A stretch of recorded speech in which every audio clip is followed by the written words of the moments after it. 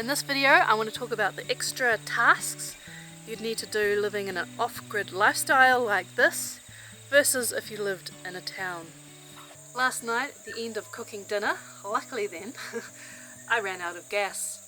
So that meant coming out here, turning this off, swapping over the gas bottles and turning it back on again. And now I will need to go into town with the empty gas bottle to fill up. It does just mean that partway through cooking a meal, or sometimes halfway through a shower, I will have to wrap up in a towel and come out and swap over the bottles. And then it's just that extra task of taking the other bottle in and remembering to do it. And as you can see, there is another task. I need to go around the whole house with the broom and get rid of all these cobwebs.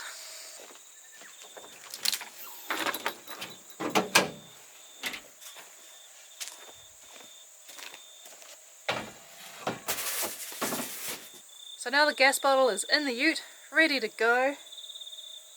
Side note, having a ute has been extremely helpful for all of these messy type of jobs.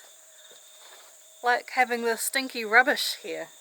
We don't get the rubbish collected from the letterbox. We need to take the rubbish to a local tip. So again, it's just another job to do. Filling up a pink bag when it's full, just timing it right for when the tip is actually open and dropping off there.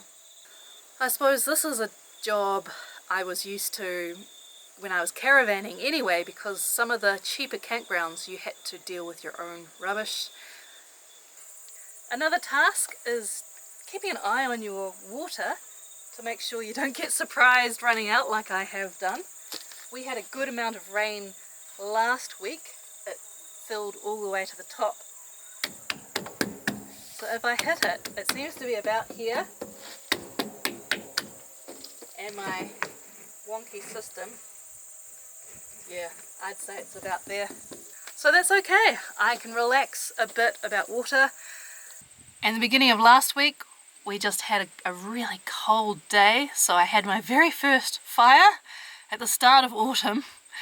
So very soon there will be a new job of bringing in the firewood. But this is a job that a lot of places in New Zealand have anyway who live in town. 95%. So this is my solar system. At the moment, because there's enough sun, I'm not really checking it. It's such a good system at the moment because it's at 95% and it's kind of an overcast day. So it's doing well. But I think in winter, when it starts to rain a bit more, I'll get into the habit of just checking the percentages once a day, making sure I don't get surprised or damage the system in any way. Well, I've got lithium batteries, so they are a little bit more forgiving than deep cycle batteries. And another task I do is putting the food scraps into my compost bin or my worm farm, because I try to keep as much stuff out of the tip as possible, and I'm also trying to build good soil for the land here. So here's my worm farm. I see a spider. I can show you the worms. There's some worms. And then the vermicasts. There's a vermicast. And since I'm at the garden, I thought I'd look for if there is any courgettes, and there is one. That's a good size. Last week's video I filmed straight after a surprise early frost and thought that was it for a lot of the plants like the courgette. But they've surprised me. They've bounced back really well and I'm still getting stuff. And I guess the other ongoing task is maintaining the land. I'm off grid with 1 hectare or 2.2 acres. I've only got 2 chickens at the moment. So not a whole lot of maintenance or tasks dealing with the animals. I guess the task is just keeping on top of the lawn mowing. I gave in and bought myself a sit-down lawnmower, which I actually surprisingly enjoy using. It's quite therapeutic. Low energy effort, and you can see results straight away.